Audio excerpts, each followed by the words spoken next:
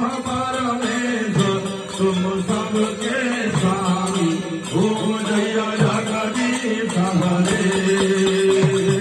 तुम करुणा के सागर तुम पालन करता स्वामी तुम पालन करता हे मोरख खलकामी हे सेवक तुम स्वामी कृपा करो बरता ओम जय जगदीश हरे ओम जय जगदीश हरे स्वामी जय जगन्नाथ हरे भक्त जनों के संकट दास जनों के दूर करे ओम जय जगदीश हरे तुम हो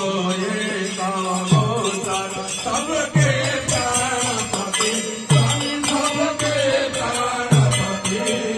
किस विध मिलो दयामय किस विध मिलो कृपामय तुमको मैं तुमकी ओम जय जगदीश हरे दीन बंधु दुख हरता तुम ठाकुर मेरे स्वामी अग्रहत मेरे अपने हाथ उठाओ करुणा तब धाओ द्वार पड़ा तेरे ओम जय जगदीश हरे